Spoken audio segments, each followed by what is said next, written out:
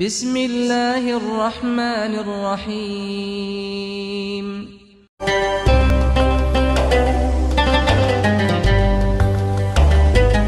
শিকড় টিভি একটি Islamic channel. আসসালামু আলাইকুম ওয়া রাহমাতুল্লাহি ওয়া বারাকাতুহু। নাহমাদুহু ওয়া নাস্তাঈনুহু ওয়া নাস্তাগফিরুহু ওয়া নু'মিনু বিহি ওয়া নাতাওয়াক্কালু আলাইহি ওয়া নাউযু বিল্লাহি মিন শুরুরি আনফুসিনা ওয়া মিন সাইয়্যাতি আমালিনা। من يهده الله فلا مضل له ومن يضلله فلا هادي له ونشهد أن لا إله إلا الله وحده لا شريك له ونشهد أن سيدنا ونبينا وشفيعنا ومولانا محمدا عبده ورسوله الذي أرسله بالحق بشيرا ونذيرا وداعيا إلى الله بإذنه وسراجا منيرا. فقد قال الله تعالى في كلامه المجيد: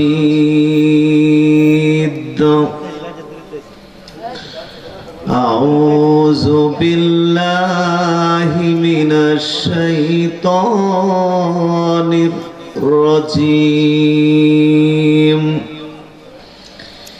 بسم الله الرحمن الرحيم. واعبدوا الله الذين آمنوا ولم يلبسوا إيمانهم بظلم أولئك لهم الأمن وهم مهتدون. عن أبي هريرة رضي الله تعالى عنه قال: قال رسول الله صلى الله عليه وسلم: لا تؤدن الحقوق إلى أهلها حتى يقاد للشاة الجلحاء من الشاة القرناء. رواه البخاري. إن الله وملائكته يصلون على النبي يا أيها الذين آمنوا صلوا عليه وسلموا تسليما. صلى الله على محمد صلى الله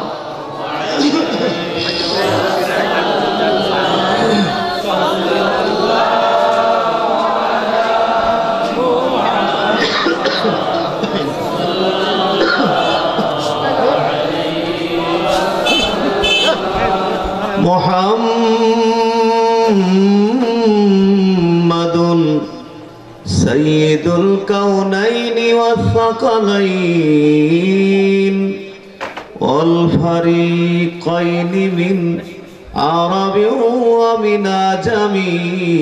صلى الله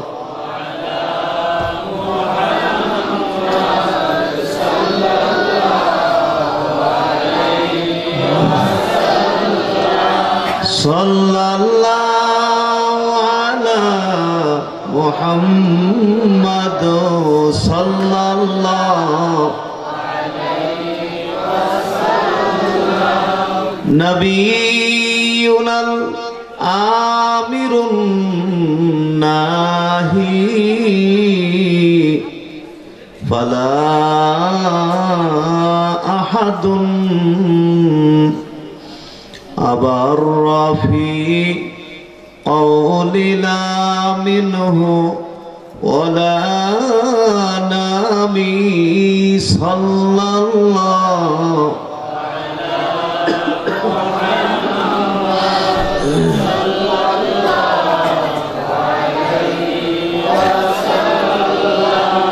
صلى الله على محمد صلى الله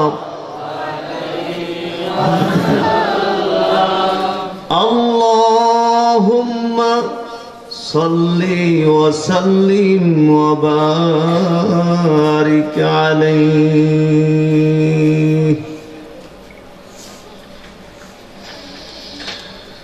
ভৈরব চকবাজারে অনুষ্ঠিত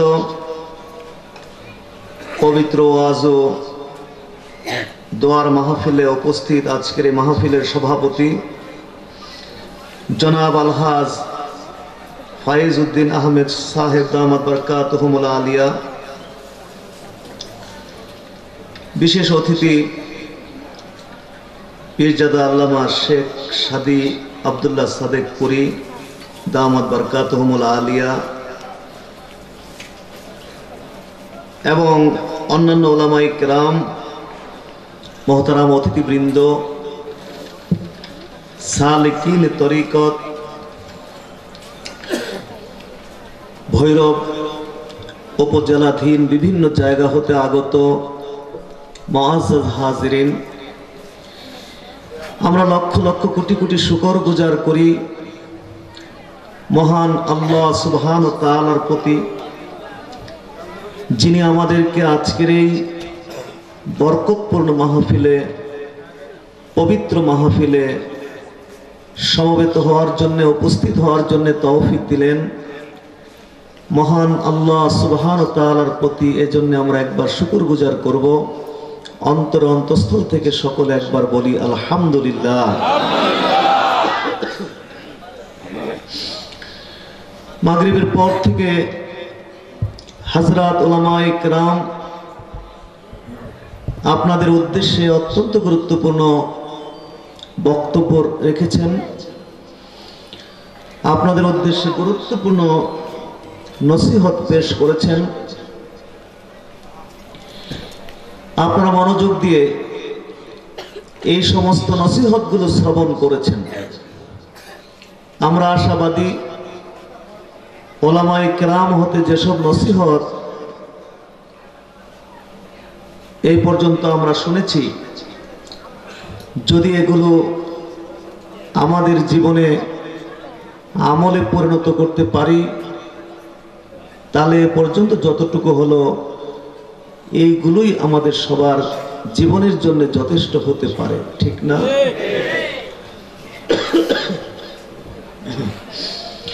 অতএব আমি বেশি দীর্ঘ করব না, লম্বাচড়া করব না, যথাসম্ভব মুখতাসার ভাবেই আপনাদের উদ্দেশ্যে কয়েকটি কথা রেখে মোনাজাত করে ইনশাআল্লাহ একসাথেই আমরা এখান থেকে বিদায় আরজ করব। আল্লাহ তাআলা আমাদের সবাইকে ধৈর্যের সাথে, সবরের সাথে কিছু সময় বসার জন্য তৌফিক দিন। আমরা সবাই বলি আমিন। তো সংক্ষিপ্তভাবে কয়েকটি কথা আপনাদের উদ্দেশ্যে বলার জন্য আমি কোরআনে কারীম হতে একটি আয়াতে কারীমা তেলাওয়াত করেছি এবং সহিহ বুখারী থেকে একটি হাদিস পাঠ করেছি। এই দুটোকে সামনে রেখে এর আলোকে আমি কয়েকটি কথা আপনাদেরকে বলতে চাই। এই আয়াতে কারিমা এবং এই হাদিস খানার মধ্যে একটি গুরুত্বপূর্ণ বিষয়ে আলোচনা হয়েছে। আর সেই গুরুত্বপূর্ণ বিষয়টি হলো জুলুম।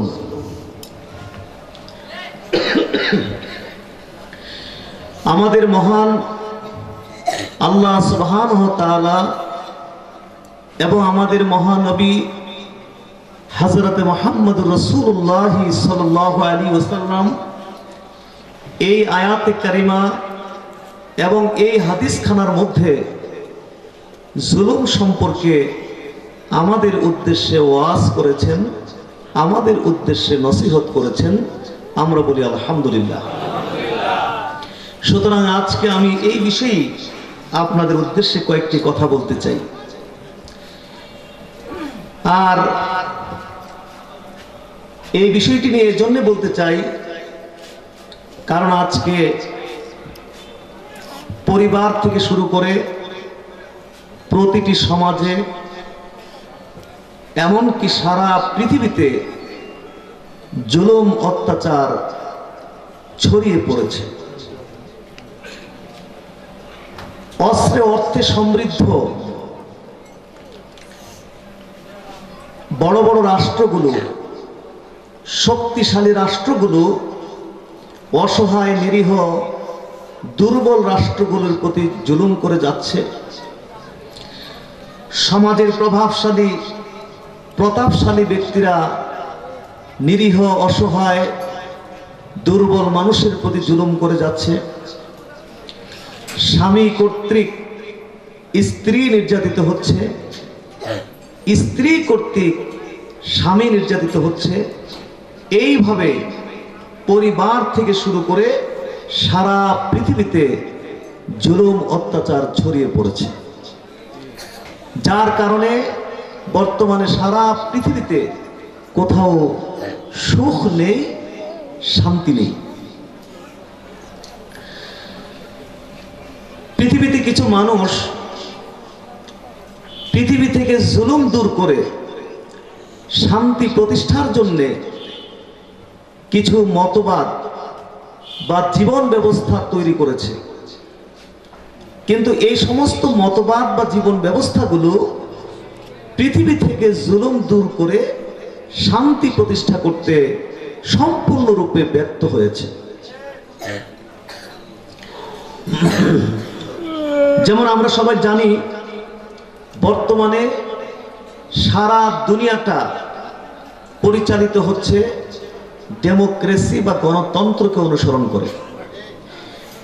কিন্তু এই ডেমোক্রেসি বা গণতন্ত্র পৃথিবী থেকে জুলুম দূর করে শান্তি প্রতিষ্ঠা করতে এমনভাবে ব্যর্থ হয়েছে যে স্বৈরতন্ত্র যতটুকু সুখ শান্তি প্রতিষ্ঠা করতে পারছে, গণতন্ত্র এতটুকু সুখ শান্তিও প্রতিষ্ঠা করতে পারে। যেমন উদাহরণ দিলে বুঝবেন, লিবিয়ার প্রেসিডেন্ট গাদ্দাফিকে বলা হতো স্বৈর শাসক। এই স্বৈর শাসক গাদ্দাফিকে হত্যা করা হলো, লিবিয়া থেকে স্বৈরতন্ত্রকে উৎখাত করা হলো, সেখানে বর্তমানে গণতন্ত্র প্রতিষ্ঠা করা হয়েছে। আপনারা বলুন তো দেখি, স্বৈর শাসক গাদ্দাফির যুগে লিবিয়ার মানুষগুলো যে সুখে শান্তিতে ছিল, এখন গণতন্ত্রের যুগে লিবিয়ার মানুষগুলো কি সেই সুখ শান্তিতে আছে? ইরাকের প্রেসিডেন্ট সাদ্দাম হুসাইনকে বলা হতো স্বৈর শাসক। মানবতা বিধ্বংসী অস্ত্র আছে, এই মিথ্যা অজুহাত দিয়ে সাদ্দাম হুসাইনকে হত্যা করা হলো। ইরাক থেকে স্বৈরতন্ত্রকে উৎখাত করা হলো, সেখানে বর্তমানে গণতন্ত্র প্রতিষ্ঠা করা হয়েছে। আপনারা বলুন, স্বৈর শাসক সাদ্দাম হুসাইনের যুগে ইরাকের মানুষগুলো যে সুখে শান্তিতে ছিল, এখন গণতন্ত্রের যুগে ইরাকের মানুষগুলো কি সেই সুখ শান্তিতে আছে? আজকে এই এলাকাগুলো মৃত্যুপুরীতে পরিণত হয়েছে। এক সেকেন্ডের জন্য কারো জীবনের নিরাপত্তার কোনো গ্যারান্টি নেই। তাইলে যত মতবাদ বা জীবন ব্যবস্থা পৃথিবীতে তৈরি হয়েছে পৃথিবী থেকে জুলুম দূর করে শান্তি প্রতিষ্ঠার জন্য, এবং কিয়ামত পর্যন্ত যত জীবন ব্যবস্থা বা মতবাদ তৈরি হবে, কোন জীবন ব্যবস্থা কোনো মতবাদী পৃথিবী থেকে জুলুম দূর করতে পারে না, পৃথিবীতে শান্তি প্রতিষ্ঠা করতে পারে না, তবে এই পৃথিবীতে শান্তি প্রতিষ্ঠা করতে পারে, জুলুম দূর করতে পারে একটি মাত্র জীবন ব্যবস্থা রয়েছে। সেই জীবন ব্যবস্থাটির নাম হলো ইসলাম। জোরে বলুন, সেই জীবন ব্যবস্থার নাম কি? ইসলাম।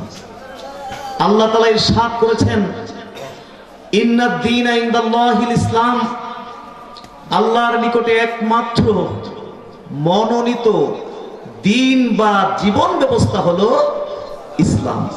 বলুন না সুবহানাল্লাহ।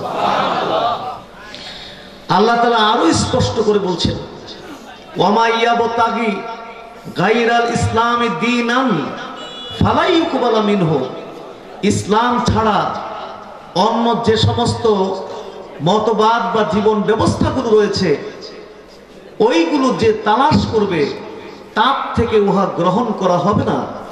আল্লাহর নিকটে একমাত্র মনোনীত দিন বা জীবন ব্যবস্থা হলো ইসলাম। বলুন না সুবহানাল্লাহ। ইসলামের রীতিনীতি অনুযায়ী যদি আমাদের পরিবারটা পরিচালিত হয়, আমাদের সমাজটা পরিচালিত হয় ইসলামের রীতিনীতি অনুযায়ী, মানে প্রকৃত ইসলামের রীতিনীতি অনুযায়ী, ইসলাম তো অনেক ধরনের আছে, প্রকৃত ইসলামের রীতিনীতি অনুযায়ী যদি পরিবারটা পরিচালিত হয়, সমাজটা পরিচালিত হয়, তাইলে অবশ্যই এই পরিবার থেকে জুলুম দূর হবে, এই পরিবারে শান্তি প্রতিষ্ঠিত হবে।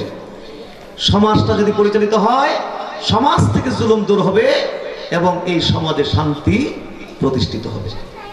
তাইলে হাজরিন, আমরা কি চাই যে আমাদের পরিবার থেকে জুলুম চলে যাক এবং পরিবারে শান্তি চলে আসুক? আমাদের সমাজ থেকে জুলুম চলে যাক, শান্তি চলে আসুক, এটাকে আমরা চাই। তাইলে ইসলামের রীতিনীতি অনুযায়ী আমাদেরকে চলতে হবে। রাজি আছি? জোরে বলুন, রাজি আছি? আসলে হাজরিন, আমরা অনেকেই চাই না যে কোনো অন্যায় করি, আমরা অনেকেই চাই না যে কোনো পাপ করি, অনেকেই চাই না যে কোনো অপরাধ করি, কিন্তু অজ্ঞতার কারণে, মূর্খতার কারণে, না জানার কারণে আমরা অনেক সময় অনেক বড় বড় পাপ কাজ করে ফেলি। ঠিক কিনা?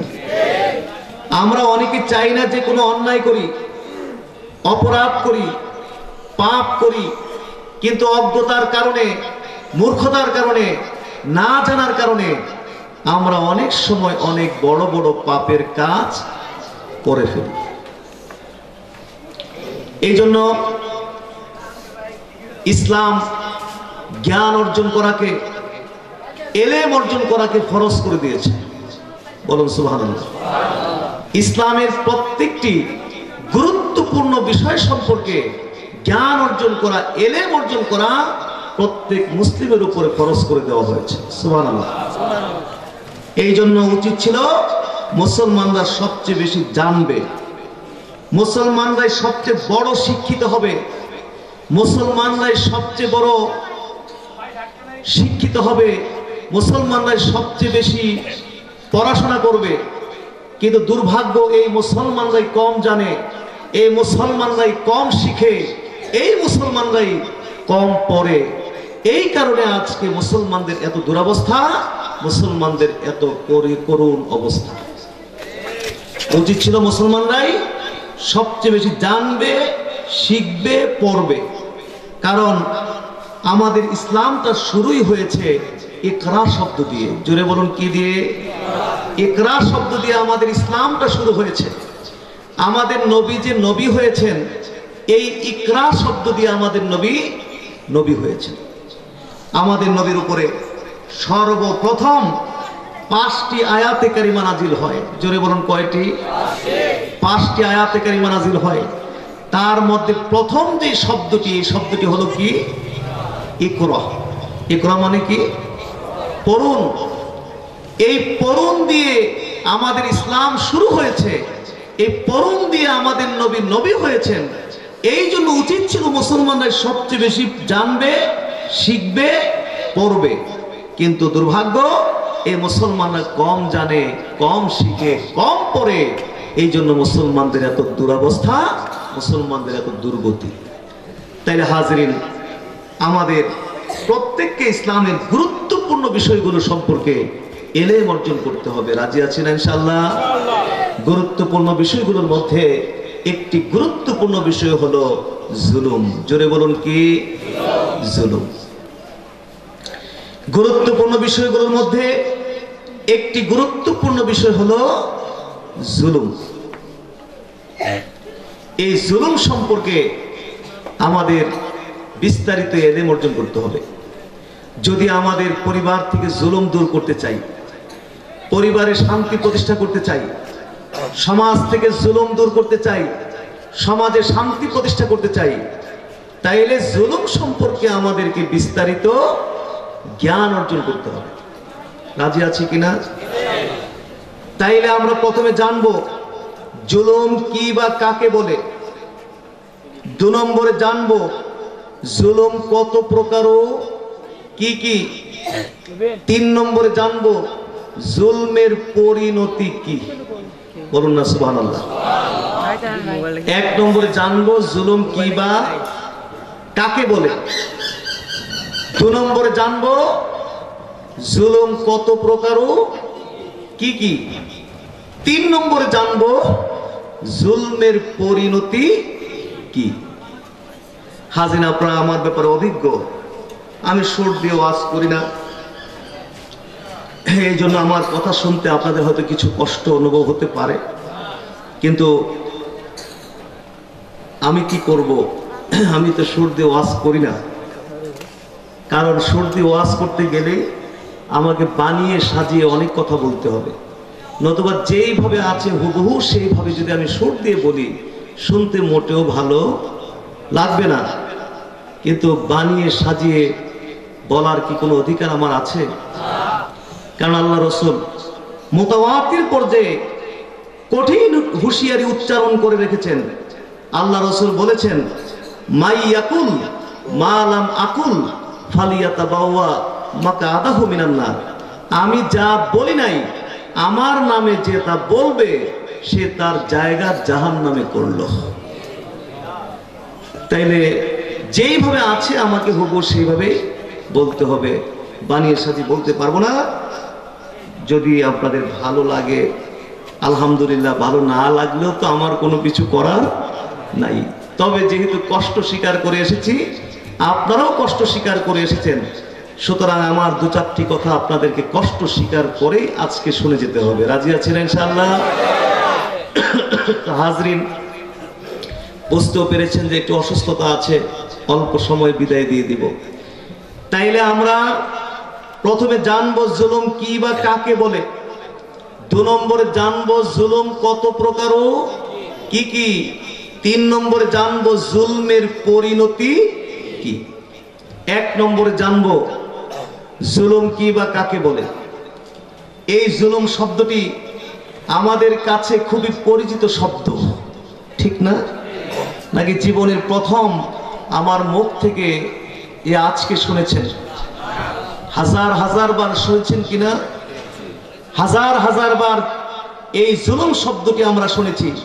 জুলুম শব্দটি আমাদের কাছে খুবই পরিচিত শব্দ। জুলুম শব্দটি শুনলেই আমরা আতঙ্কিত হয়ে যাই। এই জুলুম শব্দটি শুনলেই আমরা ভয় পেয়ে যাই। জুলুম শব্দটি শুনলেই আমাদের গায়ের পশম দাঁড়িয়ে যায়। আমাদের কাছে খুবই পরিচিত শব্দ এই জুলুম শব্দটি। তারপরও জুলমের একটি প্রসিদ্ধ সংজ্ঞা রয়েছে, জুলমের একটি প্রসিদ্ধ পরিচয় রয়েছে। তা হলো কি? অদুসাইয়ে ফি গায়রে মাহাল্লিহি। কোন জিনিসকে তার অনুপযুক্ত জায়গায় রাখা, এটাকে জুলুম বলা হয়। বলুন সুবহানাল্লাহ। অদুসাইয়ে ফি গায়রে মাহাল্লিহি, যে কোনো জিনিসকে তার অনুপযুক্ত জায়গায় রাখা, এটাকে বলা হয় কি? জুলুম। যেমন একটু উদাহরণ দিলে বুঝবেন। যেমন এখন শীতকাল চলছে, জোরে বলুন কি কাল চলছে? শীতকাল। শীতকালে আমাদের শরীরের যে চাহিদা শরীরের চাহিদা হলো গরম। শীতকালে আমাদের শরীরের চাহিদা কি? এই জন্যে আমরা কেউ সোয়েটার পরেছি, আমরা কেউ মাহফিলের চাদর মুড়িয়ে মাহফিলে এসেছি। আমরা যখন রাত্রি যাপন করব, মোটা লেপ কম্বল দিয়ে নিজেদেরকে ঢেকে রাতটা যাপন করব। কারণ শীতকালে আমাদের শরীরের চাহিদাটা হলো কি? গরম। তো এইরকম প্রচন্ড শীতের সময় কেউ যদি আপনার গা থেকে সোয়েটার খুলে নিয়ে যায়, কেউ যদি আপনার গা থেকে চাদর টেনে নিয়ে যায়, কেউ যদি প্রচন্ড শীতের মুহূর্তে আপনার গা থেকে মোটা লেপ কম্বল টেনে নিয়ে যায়, তাইলে আপনাকে রাখা হলো একটি অনুপযুক্ত জায়গায়। তাহলে এটা আপনার প্রতি কি হয়ে গেল? জোরে বলুন, কি হয়ে গেল? জুলুম। অনুরূপ ভাবে ধরুন এখন গরমকাল চলছে, গরমকালে আমাদের শরীরের চাহিদা হলো ঠান্ডা। জোরে বলুন, গরমকালে শরীরের চাহিদা কি? এই জন্য গরমকালে আমরা চিকন কাপড় পরি,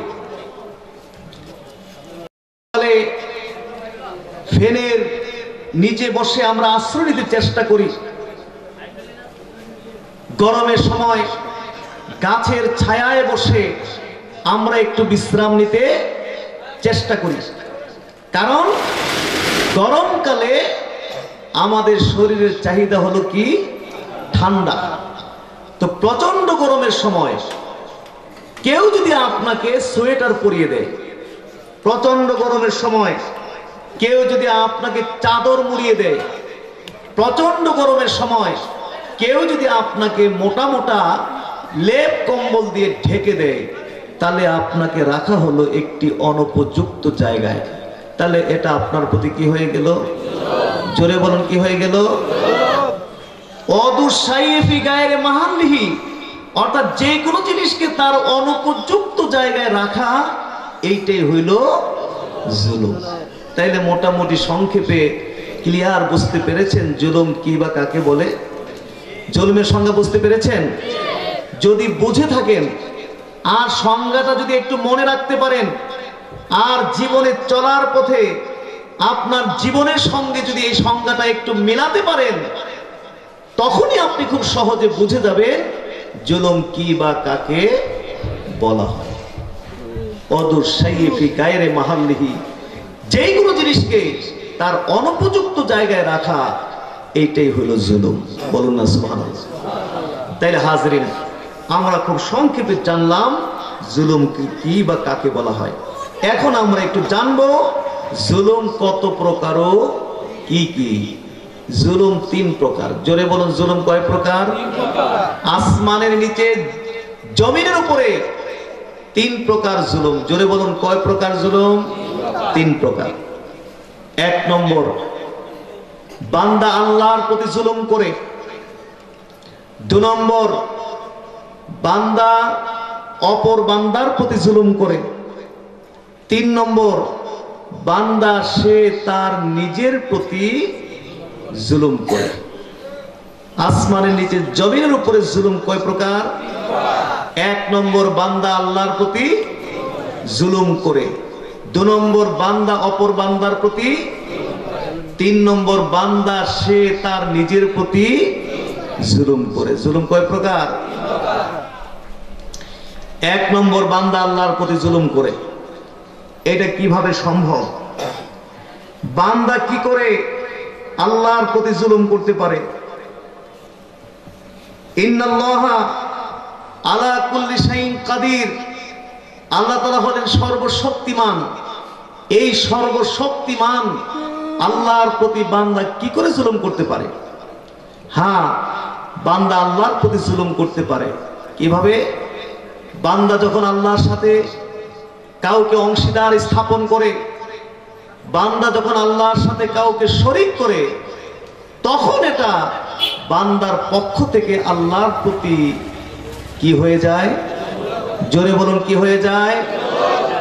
বান্দা যখন আল্লাহর প্রতি অংশীদার স্থাপন করে, বান্দা যখন আল্লাহর সাথে কাউকে শরীক করে তখন এটা বান্দার পক্ষ থেকে আল্লাহর প্রতি কি হয়ে যায়? জুলুম হয়ে যায়। অনেক লম্বা হাদিস বুখারীতে এসেছে, আমি এত দীর্ঘ হাদিস এই মুহূর্তে আপনাদেরকে শোনাতে পারবো না। হাদিসের শেষাংশটি শুধু একটু আপনাদেরকে বলি। আল্লাহ রাসূল তার সাহাবীদেরকে জিজ্ঞেস করলেন, আলা তাসমাউ কাওলা লুকমানা লিইবনিহি ইয়া বুনাইয়া লা তুশরিক বিল্লাহ ইন্না শিরকা লা যুলমুন আযীম।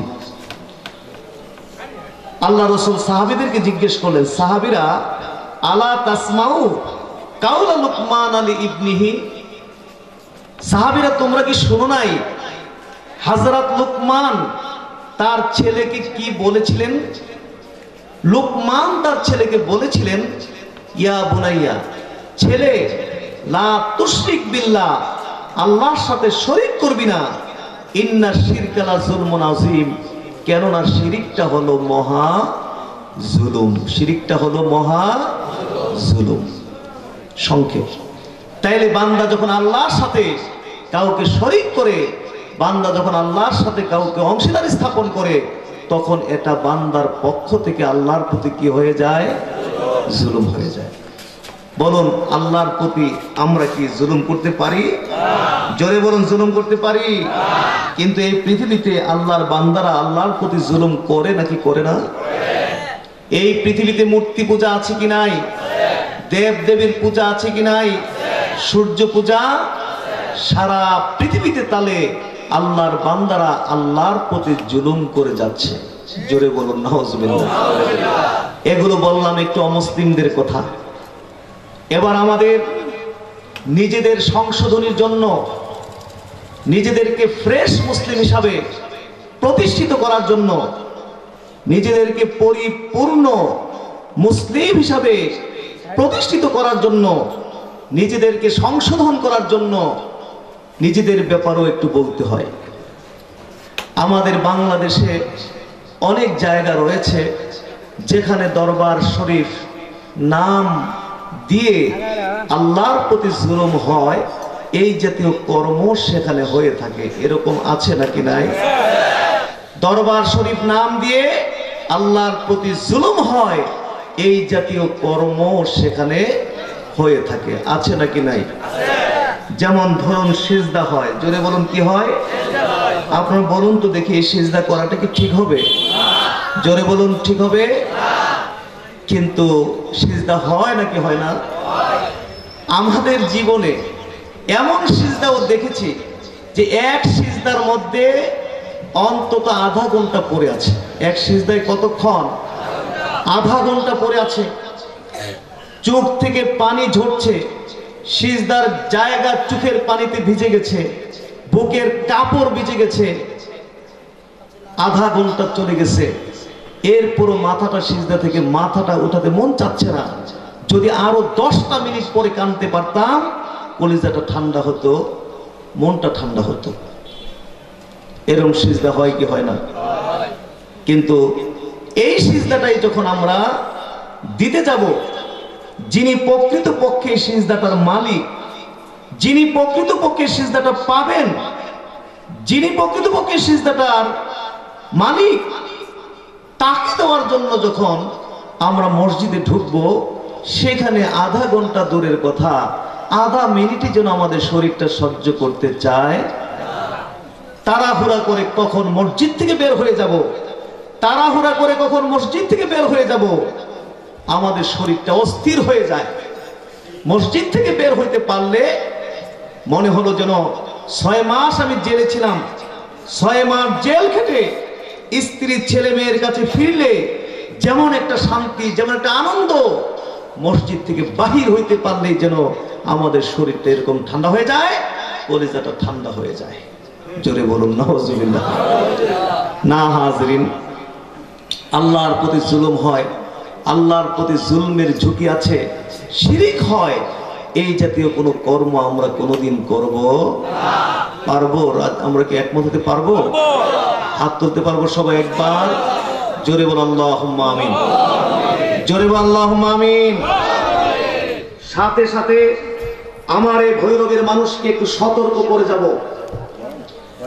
বিশেষ করে ইয়াং তরুণ যারা আছেন, আপনাদেরকে আমি একটু সতর্ক করতে চাই। বিশেষ করে যারা আপনারা নেট থেকে ইসলাম শিখতে স্বাচ্ছন্দ্য বোধ করেন, যারা নেট থেকে দ্বীন শিখতে পছন্দ করেন, এইরকম আপনারা যারা আছেন, আপনাদেরকে বিশেষ করে সাথে সাথে আমি একটু আবার সতর্ক করে যাব। সেটা হলো কি, শিরক এটা অবশ্যই জঘন্য বিষয়, এর থেকে মারাত্মক আর কোনো বিষয় হতে পারে না। এই ব্যাপারে আমাদেরকে অবশ্যই সতর্ক থাকতে হবে। কিন্তু আপনাদেরকে আমি সতর্ক করতে চাই কি, যে এই শিরক এই বিষয়টা নিয়ে আবার আমাদের দেশের কিছু উলামায়ে কেরাম অতিরিক্ত বাড়াবাড়ি করেন, অতিরিক্ত তারা সীমা লঙ্ঘন করে থাকেন। যেগুলো শিরক এইগুলোকেও তারা শিরক বলেন, আবার যেগুলো শিরক না ওইগুলোকেও তারা সমানে শিরক বলে দেন। আছে নাকি নাই? শিরকের তালিকা তাদের কাছে অনেক লম্বা, 1 ঘন্টা প্রয়োজন শিরকের তালিকাটা পড়তে। যেগুলো শিরক এইগুলোকে শিরক বলেন, যেগুলো শিরক না এইগুলোকেও শিরক বলে দেন। যেমন তারা বলছেন কি, পীর মুরিদি বলতেই শিরক, পীর মুরিদি বলতেই শিরক, পীর বলতেই শিরক, দরবার বলতেই শিরক বলছেন। শিরকের ফতুয়া আসতে আসতে এখন শিরকের ফতুয়া চলে আসছে কালিমার মধ্যে, কালিমার মধ্যে শিরকের তালিকা এখন চলে আসছে। লা ইলাহা ইল্লাল্লাহ মুহাম্মাদুর রাসূলুল্লাহ সাল্লাল্লাহু আলাইহি সাল্লাম, এক লাইনে লেখা নাকি শিরক। কারণ আপনি আল্লাহকে এবং আল্লাহ রসুলকে এক লাইনে নিয়ে এসেছেন, সমান করে ফেলেছেন, সুতরাং আপনি নাকি মুশরিক হয়ে গেছেন। মসজিদের এক পাশে আল্লাহ আর এক পাশে মুহাম্মদ সাল্লাল্লাহু আলাইহি সাল্লাম লেখা নাকি শিরক।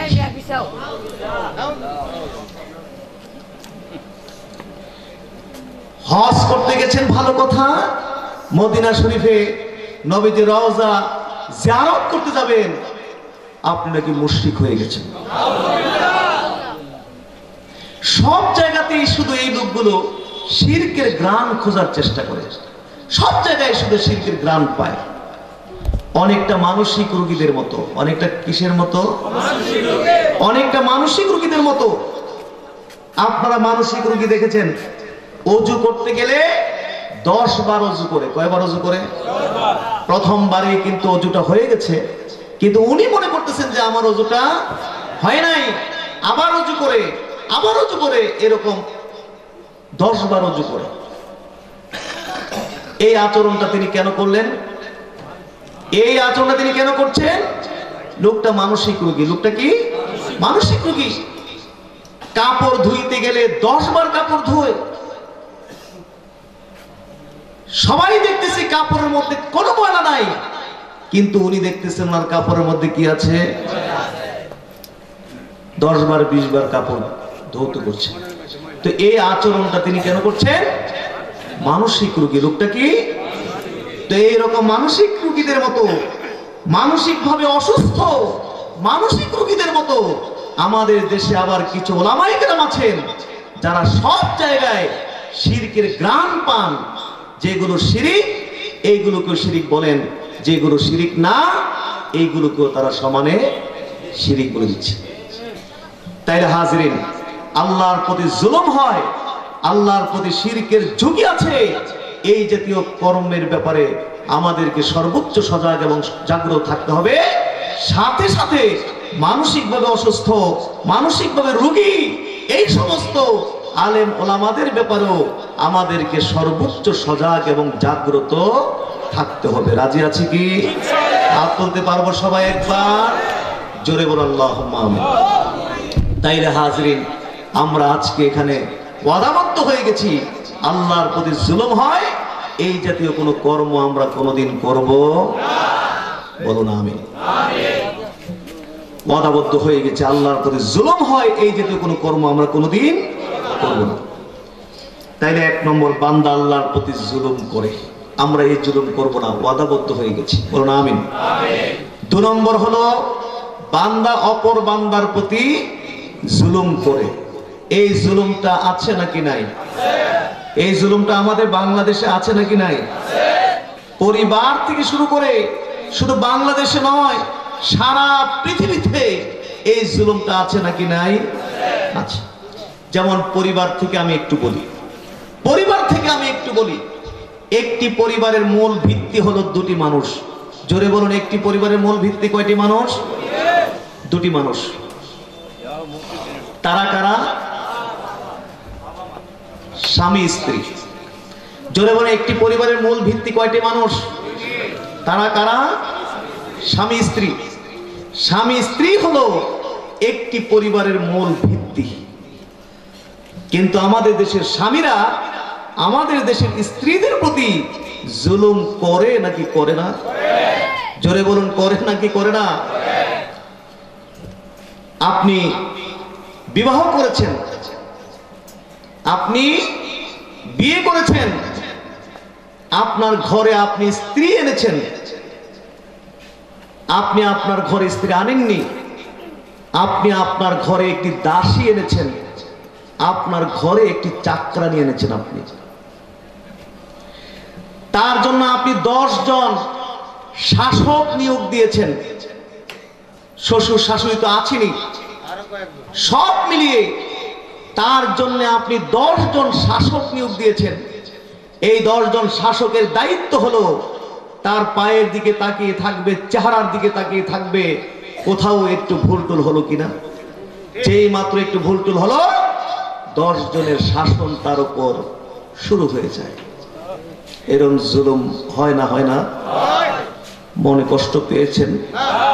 জোরে বলুন, মনে কষ্ট পেয়েছেন? কাউকে আমি কষ্ট দেওয়ার জন্য বলিনি, কাউকে আমি টার্গেট করে বলিনি, কাউকে আমি উদ্দেশ্য করে বলিনি। কারণ কারো মেয়েকে আপনি আপনার ছেলের বউ করে আপনার ঘরে নিয়ে এসেছেন, আবার আপনার মেয়েটাও তো কারো না কারো ঘরে ছেলের বউ হয়ে যাবে। তাইলে কাউকে কি নির্দিষ্ট করে বলা হচ্ছে? আপনি 10 জন শাসক নিয়োগ দিয়েছেন। এই 10 জন শাসকের দায়িত্ব হলো তার পায়ের দিকে তাকিয়ে থাকা, চেহারার দিকে তাকিয়ে থাকা, কোথাও একটু ভুলটুল হলো কিনা। যেই মাত্র একটু ভুল হলো, 10 জনের শাসন তার উপর শুরু হয়। এরকম জুলুম আছে নাকি নাই? মেয়ের বাবা যদি তার মেয়েকে বিয়ে দিতে হয়, লক্ষ লক্ষ টাকা তার হাতে থাকতে হবে। ফ্রিজ ফার্নিচার তো আছেই, বিদেশে যাইতে যা টাকা পয়সা লাগবে সব দিতে হবে মেয়ের বাবাকে। চাকরি পাইতে যা ঘুষ টুস লাগে সব দিতে হবে মেয়ের বাবাকে। বিদেশ যাইতে যতদিন লাগে ততদিন পর্যন্ত এদেরকে লালন পালন করতে হবে মেয়ের বাবাকে। এরম জুলুম আছে নাকি নাই? জোরে বলুন, আছে নাকি নাই? এই মাহফিলে খুঁজলে দেখব, এই মাহফিলে খুঁজলে দেখা যাবে আপনার বয়স 50 বছর হয়ে গেছে, 60 বছর হয়ে গেছে, 70 বছর হয়ে গেছে, কিন্তু এখনো আপনি আপনার স্ত্রীর মোহরটা আদায় করেননি, স্ত্রীর মোহরটি আপনি দেননি। আপনি মারা গেলে বাড়ির সবাই গিয়ে আপনার স্ত্রীকে বলবে, সারা জীবনে একসাথে সংসার করেছ, তোমার স্বামীটা মরে গেল, তোমার মোহরটা দিয়ে যেতে পারলো না, কবরে গিয়ে শাস্তি পাবে, আযাব করবে, এইটা কি তুমি চাও? তুমি তোমার স্বামীরে মাফ করে দাও। কি করে দাও? জোরে বলুন, কি করে দাও? সবাই মিলে যদি এইভাবে আপনার স্ত্রীকে বলা হয়, এই পরিস্থিতিতে, এই সিচুয়েশনে আপনার স্ত্রীটা কি বলতে পারে? তখন বলে যে ঠিক আছে, আমি আমার স্বামীরে মাফ করে দিলাম, ক্ষমা করে দিলাম। এখন আপনারা বলুন, এইরকম ডাকাতি মার্কা মাপ এইরকম চিন্তায় মার্কা মাপ দিয়ে কি আসলে আপনি কবরে মাপ পাবেন? জোরে বলুন, আপনি কি আসলে কবরে মাপ পাবেন? কবরে মাপ পাবেন না। বিষয়টাকে ছোট করে দেখবেন না,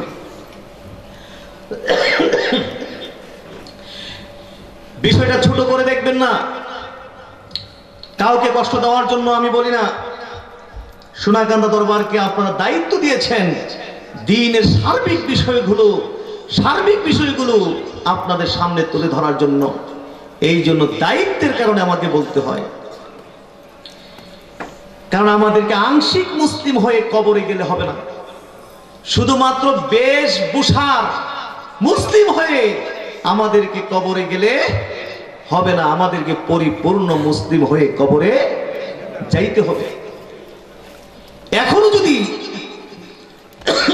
স্ত্রীর সাথে বিষয়টা সমাধান করে না থাকেন, প্লিজ যত দ্রুত পারেন স্ত্রীর সাথে বিষয়টা সমাধান করবেন।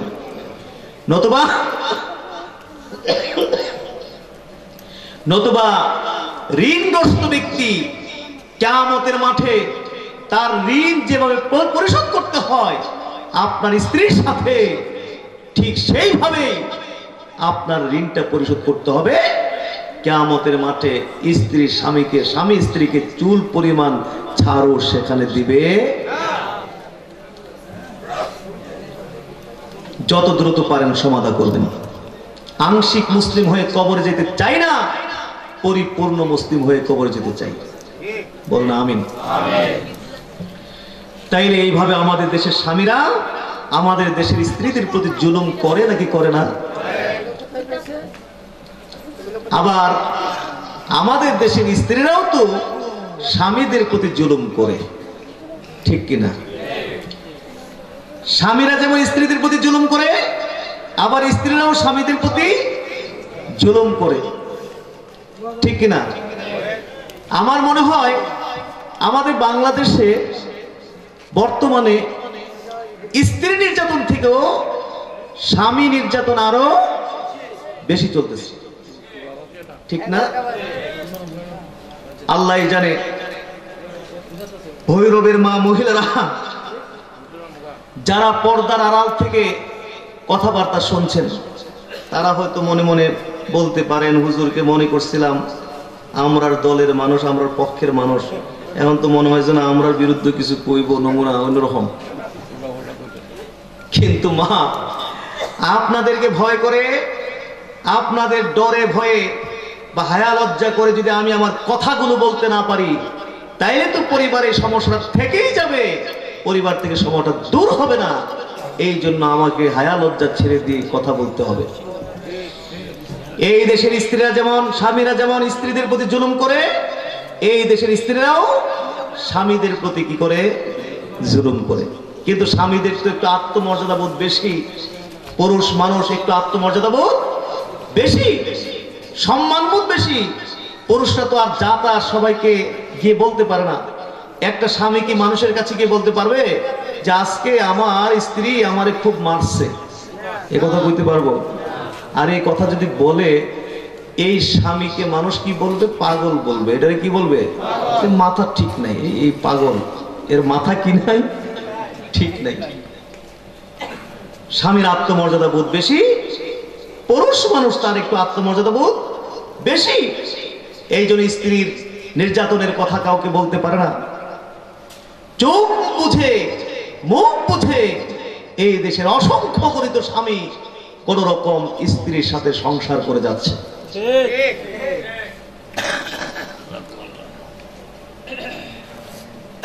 এক বছর স্ত্রীটা 1 বছর বা 2 বছর ঘরে আসতে না আসতেই স্বামীকে আলটিমেটাম দিয়ে দেয় যে এই পরিবারে আমি থাকবো আর নতুবা তোমার বাপ মা থাকবে। আমার রাখতে চাইলে বাপ মারে কই নিবা নাও, আর বাপ মারে রাখতে চাইলে আমাকে নিয়ে কোথায় যান আপনারা? আপনারা তো ভৈরবে আসেন, চতুর্দিক থেকে কোথায় আসেন?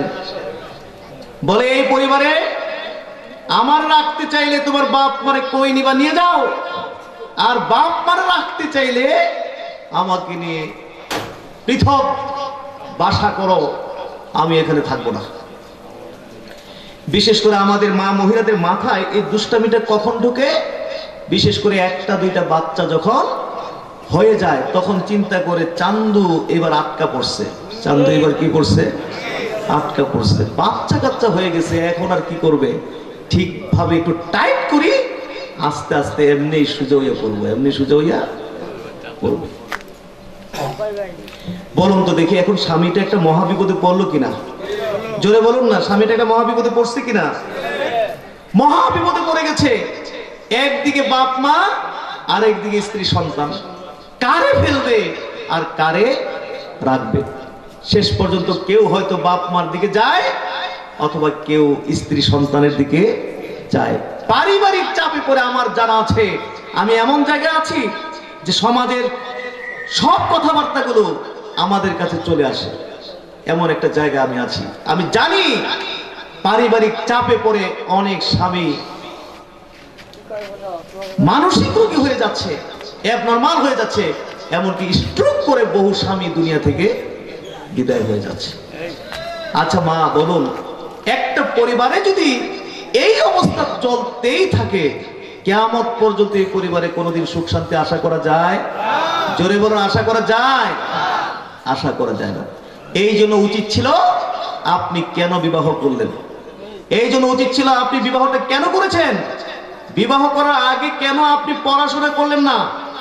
যে ইসলাম স্ত্রীর ব্যাপারে আমারে কি দায় দায়িত্ব দিছে, অথবা আপনি যারে বিবাহ করেছেন উনি কেন পড়াশোনা করলো না যে ইসলাম স্বামীর ব্যাপারে আমারে কি দায় দায়িত্ব দিচ্ছে? অথবা আপনি কেন আপনার ছেলেকে বিয়ে করালেন? আপনার ছেলেটাকে বিয়ে করানোর আগে আপনি কেন পড়াশোনা করলেন না যে এই ক্ষেত্রে আমার ভূমিকাটা কিরকম থাকতে হবে? আপনার স্ত্রীও কেন পড়াশোনা করলো না যে এই ক্ষেত্রে আমার ভূমিকাটা কিরকম থাকতে হবে? যারে আপনি বিয়ে করেছেন তার বাবা মা কেন পড়াশোনা করলো না যে এই ক্ষেত্রে আমার ভূমিকাটা কিরকম থাকতে হবে? প্রত্যেকেই যদি প্রত্যেকের দায় দায়িত্ব সম্পর্কে জানতো এবং পালন করত, প্রত্যেকটি পরিবার বেহেশতের টুকরা হয়ে যেত, প্রত্যেকটি পরিবার জান্নাতের টুকরা হয়ে যেত। আজকে ইসলাম জানি না এবং ইসলাম মানি না, এই জন্য প্রত্যেকটি পরিবার জাহান্নামের টুকরা হয়ে আছে। কি হয়ে আছে? জাহান্নামের টুকরা। হাজিরিন, আর বেশি লম্বা করব না। আমাদের দেশে সন্তানরা বাপ মার প্রতি জুলুম করে না? জোরে বলুন, সন্তানরা বাপ মার প্রতি জুলুম করে কি করে না? বাবার কথা মায়ের কথা আপনাকে শুনতেই হবে, এটা বাপ মার অধিকার। বাবা মায়ের সাথে আপনি সৎ ব্যবহার করতে হবে, ভালো ব্যবহার করতে হবে, এইটা বাপ মার অধিকার।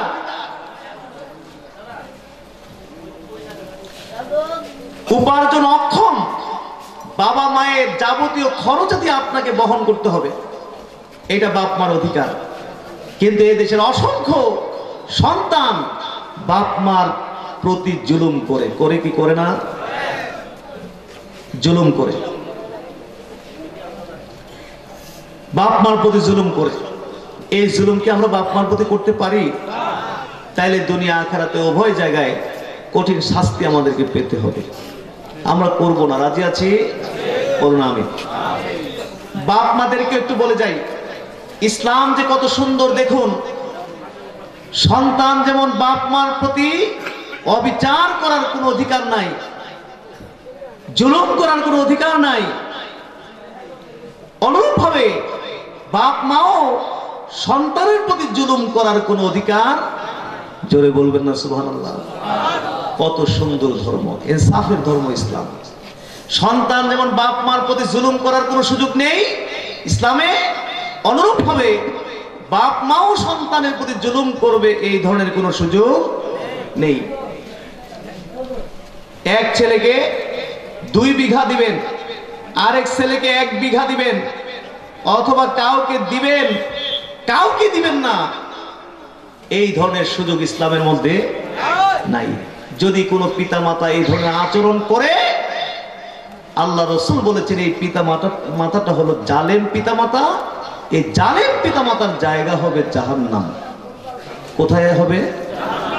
আল্লাহ রসুলের জন্য বলছেন ইদিলু বাইনা আওলাদিকুম, তোমরা তোমাদের সন্তানদের মধ্যে সুবিচার করবে। বলুন সুবহানাল্লাহ। কি করবে? সুবিচার করবে। তবে হ্যাঁ, আপনি কম বেশি করতে পারবেন সন্তানদের মধ্যে। কোন সব ক্ষেত্রে করতে পারবেন? নাফাকাতুল ওয়াজিবার ক্ষেত্রে, মানে আবশ্যকীয় খরচাদির ক্ষেত্রে আপনি কম বেশি করতে পারবেন সন্তানদের মাঝে। বলুন সুবহানাল্লাহ। যেমন সেটা কি? খাবার দাবার। এক ছেলে 1 পোয়া চাউলের ভাত খায়, আরেক ছেলে খায় আধা পোয়া চাউলের ভাত।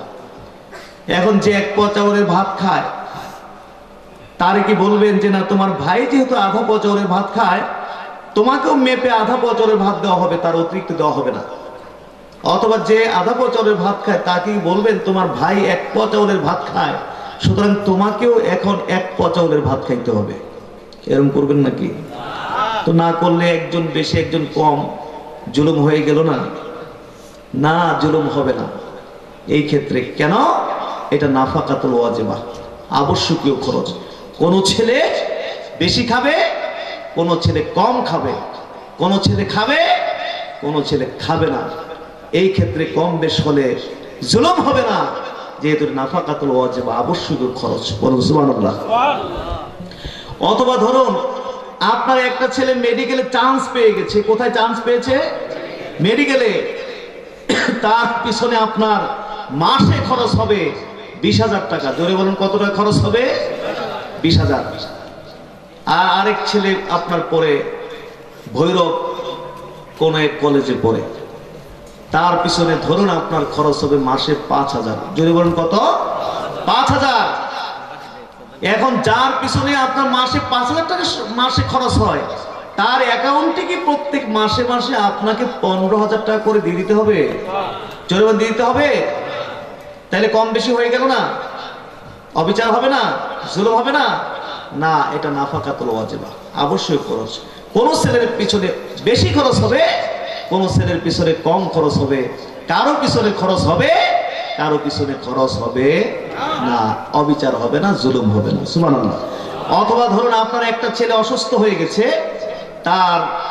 তার চিকিৎসা বা অপারেশন টপারেশন ইত্যাদি মিলে তার পিছনে আপনার খরচ হয়ে গেছে 2 লক্ষ টাকা। কত টাকা? এখন কি সব ছেলেদেরকেই আপনাকে 2 লক্ষ টাকা করে দিয়ে দিতে হবে? জরুর সবাইকে 2 লক্ষ টাকা করে দিতে হবে না। এগুলো নাফাকাতুল ওয়াজিবা। এই জাতীয় বিষয় ছাড়া সম্পদ সম্পত্তি উপহার উপঢৌকনের ক্ষেত্রে অবশ্যই সন্তানদের মধ্যে সুবিচার করতে হবে। যদি ওইসব ক্ষেত্রে কোনো পিতামাতা অবিচার করে, আল্লাহ রসুল বলেছেন এই পিতামাতাটা হলো জালেম পিতামাতা, এই পিতামাতার জায়গা হবে জাহান্নাম। আল্লাহ রসুল বলেছেন ইদিলু বাইনা আওলাদিকুম, তোমরা তোমাদের সন্তানদের মধ্যে সুবিচার করবে। বলুন সুবহানাল্লাহ। আজকে আমাদের দেশের পরিবারগুলো ইসলাম সম্পর্কে জানে না, ইসলাম পালন করে না। এই জন্য বাবা ছেলে সমস্যা চলছে, ভাই ভাই সমস্যা চলছে। এক একটি পরিবার জাহান্নামের টুকরা হয়ে গেছে। যদি ইসলাম জানতো আর ইসলাম পালন করত, প্রত্যেকটি পরিবার বেহেশতের টুকরা হয়ে যেত। বলুন না সুবহানাল্লাহ। জোরে বলুন সুবহানাল্লাহ। তাইলে হাজরিন, এইভাবে আমাদের দেশের পরিবারগুলোতে জুলুম আছে নাকি নাই? জোরে বলুন, জুলুম আছে না নাই? সমাজের কথা একটু বলি, সমাজের কথাটা একটু বলে যাই। সমাজের অবস্থাও বড় নাজুক। আমি পীর সাহেব সার্বিয়ার এনে জায়গা জমি মেপে পিলার গেড়ে দিলাম, আপনি গিয়ে সেই পিলার উপড়ায় ফেলে দিলেন। অথবা আপনি সার্বিয়ার দিয়ে জায়গা জমি মেপে পিলার গেড়ে দিলেন, পীর সাহেব গিয়ে ওই পিলার উপড়ায় ফেলে দিলাম। তাইলে আপনি কি চাচ্ছেন? আমি কি চাচ্ছি? আমি চাচ্ছি আপনার আধার জায়গা আমি গ্রাস করব, নিয়ে যাব। অথবা আপনি চাচ্ছেন আমার আধার জায়গা আপনি নিয়ে যাবেন। এই যে আমি আপনি আধার জায়গা নিয়ে গেলাম, এতে করে কি আমরা বাঁচলাম নাকি মরলাম? জোরে বলুন বাঁচলাম না মরলাম? মরলাম। আল্লাহ রাসূল বলেছেন, মান আখাযা শিবরান মিনাল আরদি যুলমান ফাইন্নাহু ইউতাওয়াবহু ইয়াওমাল কিয়ামাতি মিন সাব'i আরদিন। আল্লাহ রাসূল বলেন, কেউ যদি কারো আধার জায়গা শিবরান মিনাল আরদ, কেউ কারো আধার জায়গায় যদি জুলুম করে গ্রাস করে কিয়ামতের দিন ওই জায়গাটাকে জমিনের 7 স্তর পর্যন্ত রিং বানিয়ে মালা বানিয়ে আমার আপনার গলায় পরিয়ে কিয়ামতের মাঠে ওঠানো হবে। কি বলবেন আপনারা? এত আস্তে? তাইলে বাঁচলাম না মরলাম?